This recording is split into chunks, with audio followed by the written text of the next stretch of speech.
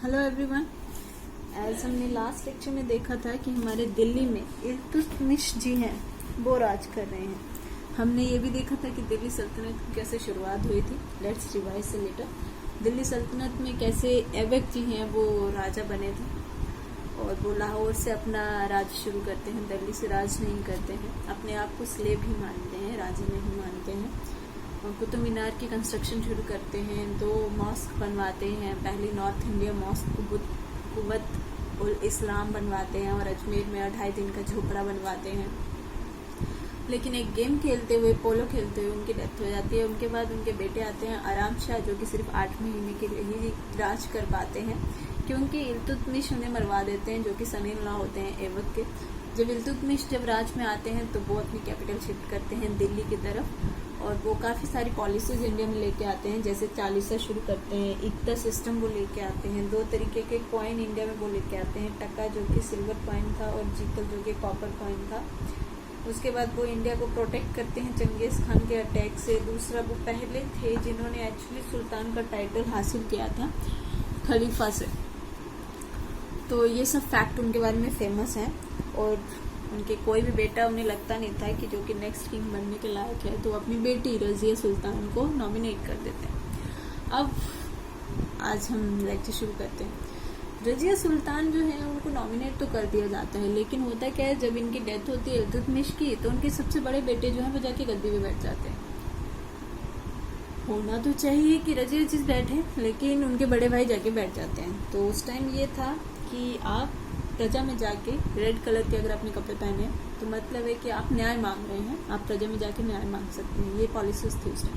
तो रज़िया क्या करती हैं, लाल कलर के कपड़े पहनती है और पहुंच जाती हैं प्रजा में और वो न्याय मांगने लगती हैं कि जब इल्तुतमिश जी ने, पुराने राजा ने मुझे अनाउंस किया है, मुझे नॉमिनेट किया है, तो मेरे भाई कैसे बैठ सकते हैं। तो इसमें क्या होता है, प्रजा भी रज़िया का साथ देती है और वो कहते हैं कि ये सही बात है, रज़िया जी को सुल्तान बनना चाहिए। तो इससे उनके बड़े भाई को गद्दी छोड़नी पड़ती है और रज़िया जी सुल्तान बन जाती हैं। अब रज़िया जी को लेके फैक्ट ये है कि ये पहली वुमेन थी, फर्स्ट एंड लास्ट वुमेन सुल्तान थी जिन्होंने दिल्ली से राज किया था, वो भी वुमेन सुल्तान थी। ठीक है, first and last women ruler थी। अब रज़िया सुल्तान जी का अगर हम टाइम पीरियड देखें तो इनका टाइम पीरियड है 1236 से लेके 1240 तक। उस टाइम मेल डोमिनेटिंग सोसाइटी थी ऑब्वियसली, तो रज़िया सुल्तान किंग तो बन गई थी, बट सभी को इनसे इशू था कुछ ना कुछ। एक तो लेडी है, लेडी की बात माननी पड़ेगी। तो रज़िया सुल्तान जी जो है वो किंग बन गई, अब सुल्तान बन गई। और जैसे इनके फादर ने चालीसा शुरू किया था, इक़्तिदार सिस्टम बनाया था। जब तक रज़िया सुल्तान थी तब तक चालीसा बहुत ज़्यादा स्ट्रांग हो चुका था, क्योंकि आर्मी इनके पास थी, राजा के पास कोई आर्मी नहीं है, तो सारी आर्मी चालीसा के पास है। तो स्ट्रांग चालीसा हो चुका था उस टाइम, तो इसीलिए उन्हें ज़्यादा ये भी अजीब लगता था कि एक लेडी की बात सुननी पड़ेगी। अब रज़िया सुल्तान की लाइफ में 2 पर्सन हैं। एक जो थे वो अल्टूनिया, जो कि इनके बचपन का, अल्टूनिया का कह सकते हैं कि अल्टूनिया का बचपन का प्यार थी रज़िया सुल्तान। एक ये है और एक और है यकूत। ये 2 पर्सन इनकी लाइफ में काफ़ी इंपॉर्टेंट रोल प्ले करते हैं। अल्टूनिया जो है उनको गवर्नर बना दिया जाता है बठिंडा का, जो कि पंजाब में है। और जो यकूत हैं ये इथोपियन थे और ये इंडिया आए थे। ये पहले घोड़ों को धुलाने का ये सब काम किया करते थे, लेकिन रज़िया जी से इनकी काफ़ी अच्छी, आप बोल सकते हैं कि ये काफ़ी अच्छी उन्हें सलाहें देते रहते थे। तो रज़िया जी ने इनको प्रमोट कर दिया, रॉयल चीफ बना दिया, मतलब जो रॉयल आर्मी है उसका चीफ बना दिया।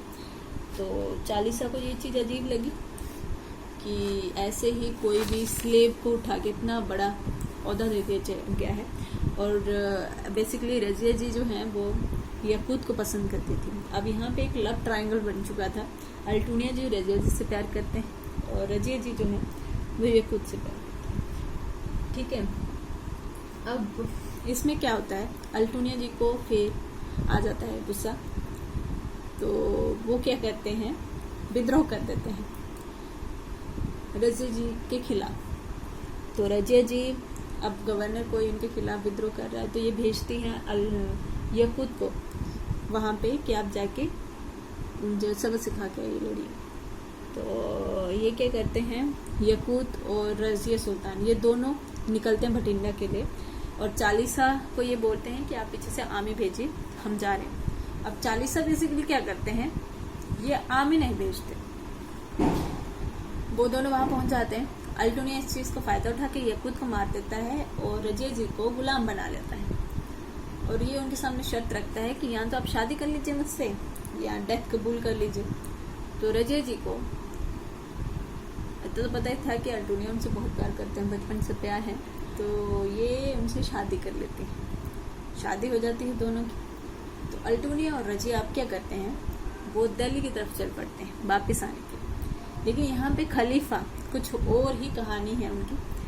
वो लोग खलीफा और रजिया के भाई जिनका नाम है बहरम शाह, वो क्या करते हैं, एक ट्रिक बनाते हैं, क्योंकि उन्हें वैसे भी रजिया सुल्तान से प्रॉब्लम थी। एक तो ये कि वो लेडी हैं, दूसरा उन्होंने एक स्लेव को इतना बड़ा ओहदा दे दिया था, तीसरा अब अल्टूनिया जो है वो राजा बन गए थे। अब बहरम शाह ये तो देख नहीं पाते क्योंकि उनके फादर राजा थे, अब सन इन लॉ को गद्दी मिल रही है नहीं, तो वो क्या करते हैं, चालीसा जब रजिया सुल्तान और ये अल्टूनिया वापस आ रहे थे तो एक रास्ते में रुके होते हैं रात नाइट स्टे के लिए। चालीसा आते हैं और इनको चारों तरफ से घेर लेते हैं। अब आर्मी ऑब्वियसली चालीसा के पास है, उनके पास ना आर्मी, तो रजिया जी और अल्टूनिया जी को मार दिया जाता है। रजिया जी का इतना ही राज हो पाता है और उनकी डेथ हो जाती है। उसके बाद बहरम शाह जो कि उनके भाई होते हैं वो बनते हैं राजा। लेकिन अब तक क्या हो गया है, चालीसा इतना स्ट्रांग हो गया था कि सारी पावर चालीसा के पास है। जो किंग है वो सिर्फ नाम के लिए कि फेस है, सिर्फ पावर चालीसा के पास है, तो इसीलिए किंग आते रहे जाते रहे। बहराम शाह जो है वो हार्डली 2 साल राज कर पाए। इसके बाद इनके बेटे अलाउद्दीन मोहम्मद मसूद आए, वो 4 साल राज कर पाए। उसके बाद नसरुद्दीन मोहम्मद आए, वो थोड़ा सा ज़्यादा टाइम निकाल गए क्योंकि वो थोड़े ज़्यादा पसंद थे थोड़े से। अब क्या हुआ, इन सब में जो चालीसा के हेड थे वो थे बलबन, कमांडर। आप बोल सकते हैं कि चालीसा को ये हेड कर लेते। और जो नसरुद्दीन महमूद मैंने बोला जो थोड़ा ज़्यादा राज कर गए, उनका टाइम पीरियड एटलीस्ट कोई 10 साल उन्होंने राज कर लिया। वो इसलिए क्योंकि ये जो नसरुद्दीन मोहम्मद थे वो बलबन के सन इन लॉ थे, ठीक है, उनकी शादी हुई थी। अब बलबन जी बोले ये बहुत हो गया खेल, अब तो हमें गद्दी संभालनी चाहिए। तो ये क्या करते हैं, अपने ही दामाद को मरवा देते हैं और खुद गद्दी पे बैठ जाते हैं। तो अब बन गए हैं बलबन राजा, ठीक है। अब बलबन जो है वो राज करते हैं 1240 से लेके 1265। अब बलबन जो है ये क्या करते हैं, इनका और नाम क्या है, जिल्लेलाही नियाबत खुदाई, ये अपने आप को टाइटल देते हैं। जिल्लेलाही मतलब शेडो ऑफ गॉड, ये अपने आप को खुदा की परछाई बताते हैं। अब बलबन जो है ये कहा जाता है कि प्रजा इन्हें बहुत पसंद करती थी एज अ राजा। क्यों? क्योंकि एक इनकी आयरन ब्लड पॉलिसी थी, मीनिंग खून के बदले खून। अगर किसी ने किसी का मर्डर किया है तो उसका भी मर्डर कर दीजिए, इनकी ये पॉलिसी थी। तो इसीलिए प्रजा इन्हें बहुत पसंद करती थी क्योंकि न्याय मिलता था, न्याय पसंद राजा थे। अब इन्होंने भी बहुत सारी चीज़ें इंट्रोड्यूस करवाई, जैसे कि इल्तुतमिश थे, उन्होंने अपने टाइम पीरियड में काफ़ी चीज़ें इंट्रोड्यूस की थी इंडिया में। वैसे ही बलबन थे, आप बोल सकते हैं इल्तुतमिश के बाद ये एक ऐसे राजा आए थे जिन्होंने एक्चुअली कुछ काम किया था और इनका टाइम पीरियड थोड़ा स्टेबल रह पाया, क्योंकि रजिया सुल्तान तो मरवा दी गई। उसके बाद जो उनके भाई बनते रहे वो सिर्फ नाम के लिए थे, मेन अब ये आए बलबन। तो ये क्या क्या शुरू कराते हैं, तो आयरन ब्लड पॉलिसी, क्वेश्चन आया आयरन ब्लड पॉलिसी किसने इंट्रोड्यूस की थी, तो वो थे बलबन। इन्होंने चालीसा का कॉन्सेप्ट ही खत्म कर दिया। जैसे ही राजा बने इन्होंने चालीसा ही खत्म कर दिया। क्योंकि पहले राजाओं के साथ मेन प्रॉब्लम क्या थी, वो क्यों हार गए, क्योंकि उनके पास पावर नहीं थी, मिलिट्री उनके पास नहीं थी, नाम के लिए राजा थे। अब इन्होंने चालीसाई खत्म कर दिया तो पावर सारी की सारी राजा के पास है, मतलब आर्मी अब जो है वो मेरी रहेगी, ठीक है।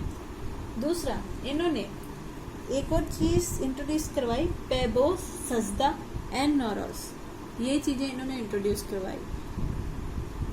उसके बाद इन्होंने डिपार्टमेंट शुरू किए बेसिकली। इससे पहले जितने भी राजा थे किसी ने कोई स्पेसिफिक डेडिकेट डिपार्टमेंट नहीं बनाए थे, तो इन्होंने आर्मी के लिए डिपार्टमेंट बना दिए। इन्होंने बनाया दीवाने अर्ज, मतलब आर्मी का एक अलग डिपार्टमेंट होगा जो कि किंग के अंडर काम करेगा। दूसरा, दीवाने बरीद, मतलब डिपार्टमेंट ऑफ स्पाई, कि ये ऐसा है जो कि प्रजा और ये सब राजा दूसरे देशों की खबर रखेंगे, स्पाई का काम करेगा। उसके बाद इन्होंने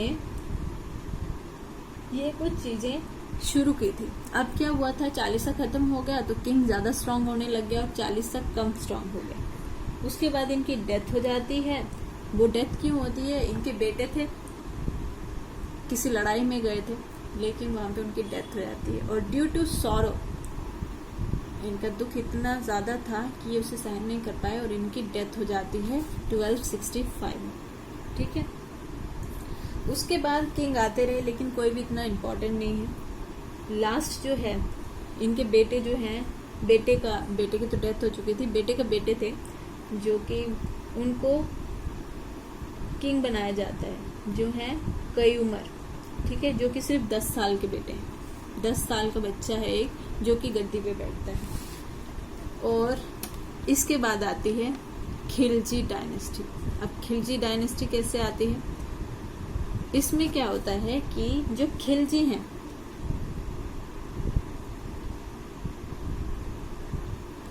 खिलजी जो हमने मूवी देखी है उसमें जो खिलजी हैं, उसमें आपको दिखाया होगा कि वो खिलजी के जो ससुर होते हैं, जिनका नाम है जलालुद्दीन खिलजी, वो बेसिकली क्या थे, सेनापति थे। स्लेव डायनेस्टी में जब बलबन राजा थे तो वो सेनापति थे, ठीक है।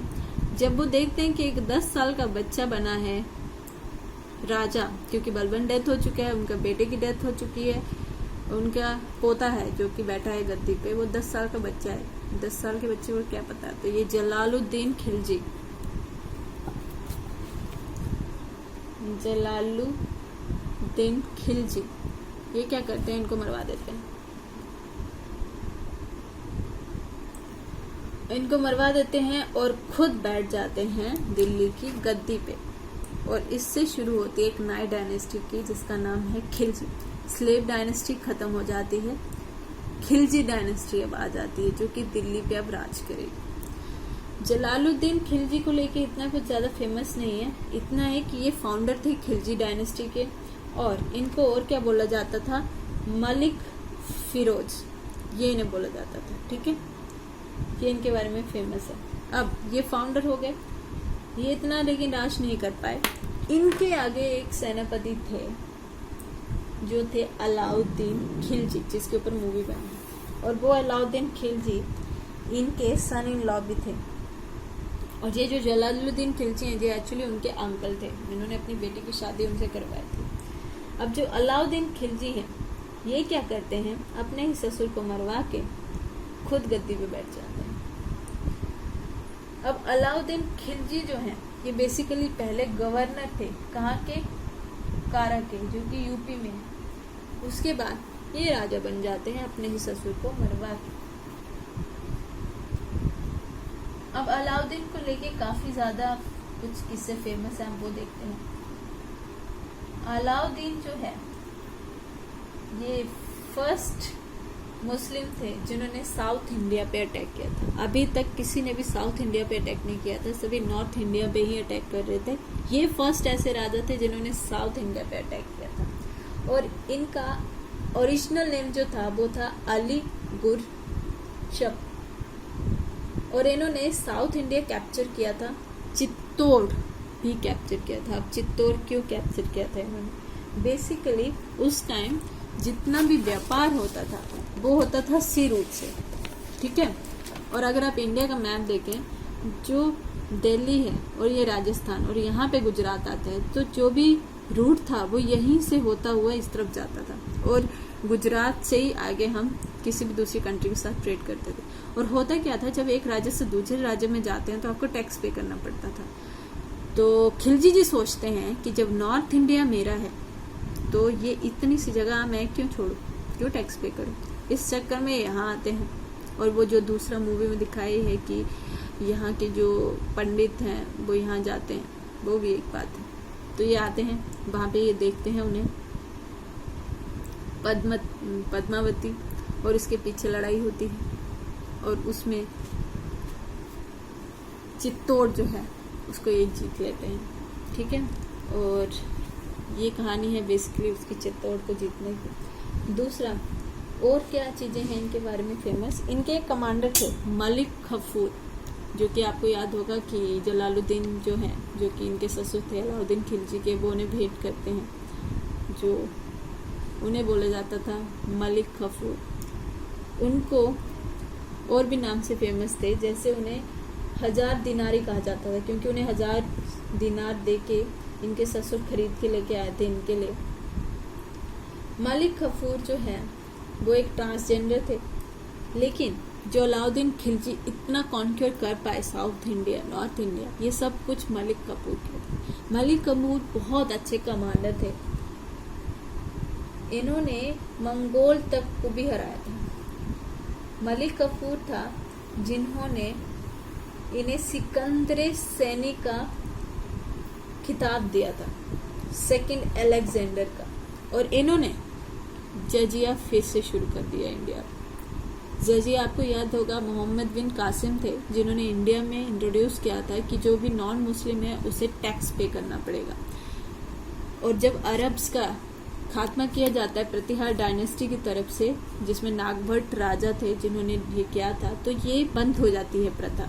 उसके बाद अभी तक दिल्ली सल्तनत में कोई भी ऐसा राजा नहीं था जिसने जजिया टैक्स लगाया था, लेकिन ये खिलजी ऐसे राजा आए जिन्होंने, अलाउद्दीन खिलजी, जिन्होंने जजिया टैक्स फिर से इंट्रोड्यूस किया इंडिया में। तो आपसे क्वेश्चन बन सकता है कि दिल्ली सल्तनत का वो कौन सा राजा था जिन्होंने बेसिकली हमारा जजिया टैक्स फिर से इंट्रोड्यूस किया, तो वो थे अलाउद्दीन खिलजी। और मैंने आपको बताया था मोहम्मद बिन कासिम ने जो जजिया टैक्स लगाया था उसमें वुमेन्स के ऊपर नहीं था ना बच्चों के ऊपर, लेकिन इन्होंने सबके ऊपर ही लगा दिया था, ठीक है। अब उसके बाद इन्होंने खिलजी को सुल्तान जहां का टाइटल दिया गया था अमीर खुसरो की तरफ से। अब अमीर खुसरो कौन थे ये मैं आपको थोड़ा आगे जाके एक्सप्लेन करूंगी, अभी उनकी इंट्रोडक्शन नहीं करवाऊंगी, ठीक है। अभी हम फिलहाल इनके बारे में पढ़ते हैं, जब आगे हम पढ़ेंगे तो मैं आपको बताऊंगी इसके बारे में। अब इन्होंने क्या किया था, साउथ इंडिया में बेसिकली क्वेश्चन आ जाता है कि खिलजी ने कौन कौन सा एरिया कॉन्क्योर किया था साउथ इंडिया में, ठीक है। तो साउथ इंडिया की अगर हम बात करें तो इन्होंने एक तो किया था कॉन्क्योर देवगिरी,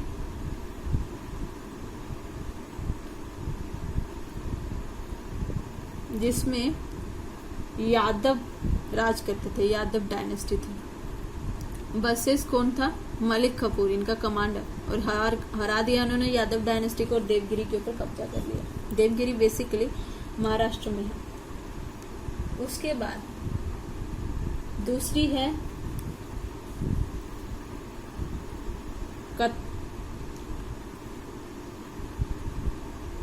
कात्य डायनेस्टी, ये राज करते थे उस टाइम, और इन्हीं के पास कोहिनूर था,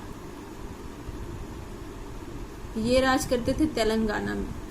इनको भी हराया मलिक कफूर ने और इनसे कोहिनूर लेके उन्होंने उनको पेश कर दिया, ठीक है। उसके बाद एक और जो जगह इन्होंने कॉन्क्योर की थी वो की थी कर्नाटका। यहाँ पे होयसाला नाम की डायनेस्टी जो है वो राज किया करती थी। और इन्होंने मदुरई को भी कॉन्क्योर किया था, जिसमें पांड्या नाम की डायनेस्टी राज किया करती थी। और इस तरीके से इन्होंने पूरा साउथ इंडिया कॉन्क्वेयर कर लिया था। महाराष्ट्र में देवगिरी, यहाँ पे यादव डायनेस्टी हमारी राज किया करती थी। तेलंगाना में जो हमारी राज किया करती थी वो थी काकतीय डायनेस्टी, जिनके पास कोहिनूर था, इन्होंने उनको भी हरा दिया। उसके बाद कर्नाटका में उस टाइम डायनेस्टी थी होयसला डायनेस्टी, उसको भी हरा दिया। और मदुरई में पांड्या डायनेस्टी, इन्होंने उनको भी हरा दिया। ठीक है, अब जो हमें मिलती है कि अलाउद्दीन खिलजी के बारे में हिस्ट्री, ये एक बुक में लिखी गई है जिसका नाम है पद्मावत। और ये किसने लिखी है? इनके पोइट कवि थे मलिक मुद सॉरी, इनके पोइट कवि नहीं थे। ये जो पद्मावत एक्चुअली बुक है, ये इनकी डेथ के बाद बहुत सालों बाद लिखी गई है। पद्मावत जो है वो 1540 में लिखी गई है। हालांकि खिलजी ने तो राज किया है हमारा 1290 से लेके 1320 तक, ये राज रहा है इनका।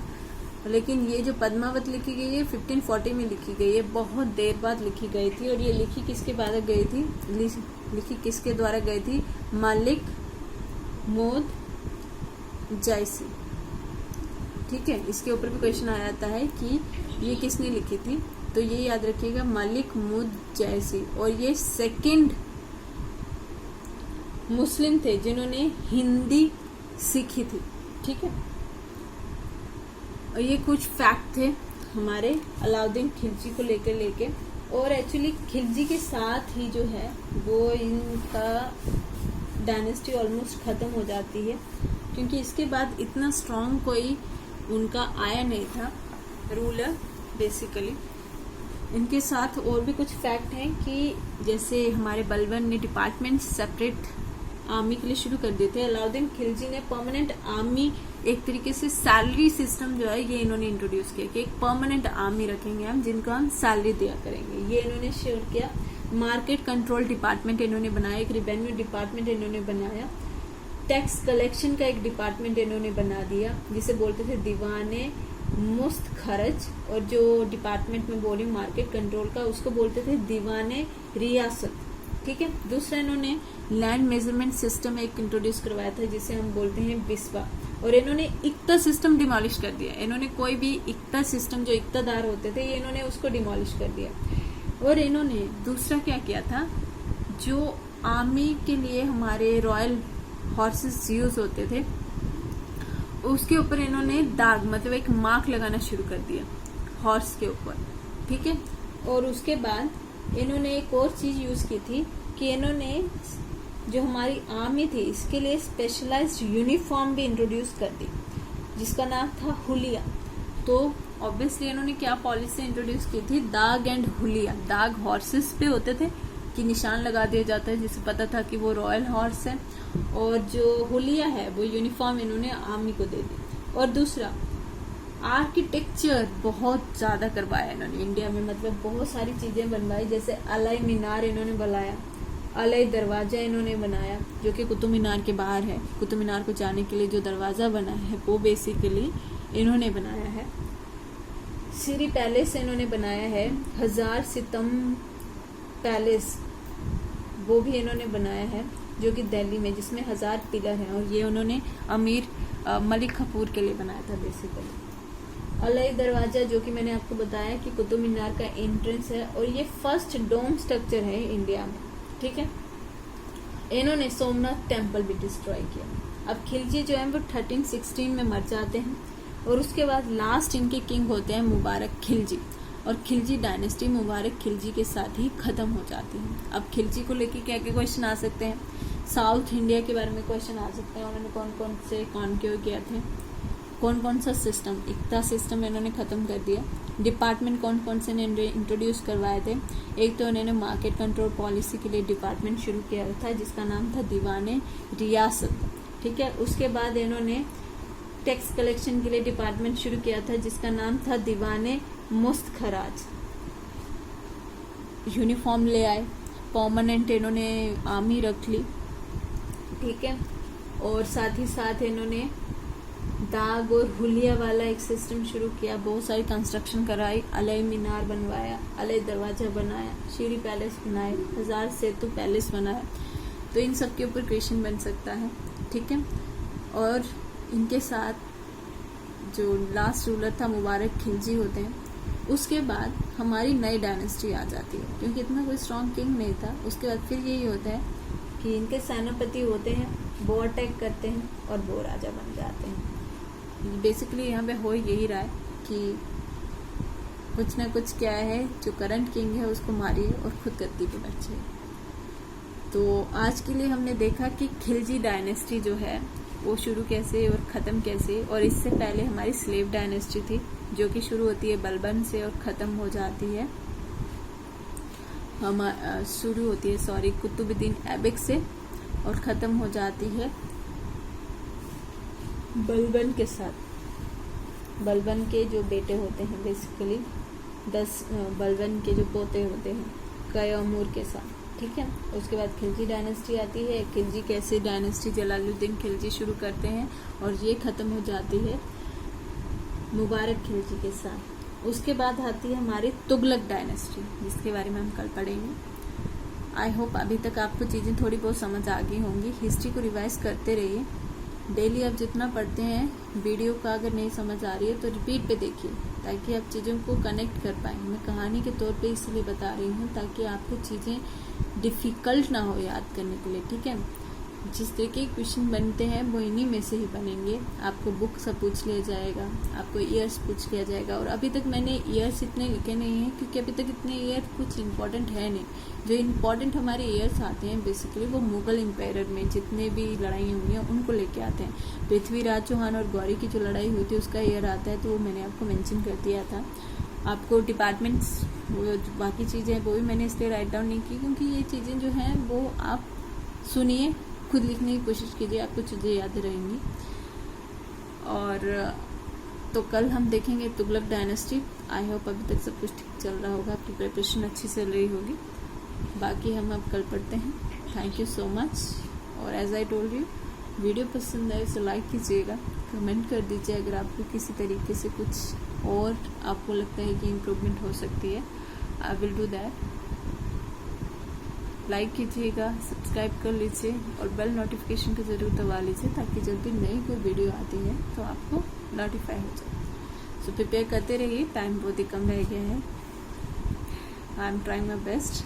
आप भी जितना आपके पास टाइम है उसमें प्रैक्टिस कीजिए क्वेश्चन को, वरना मुश्किल हो जाएगी, ठीक है। Thank you so much. Prepare करते रहिए और हम नेक्स्ट क्लास में मिलते हैं।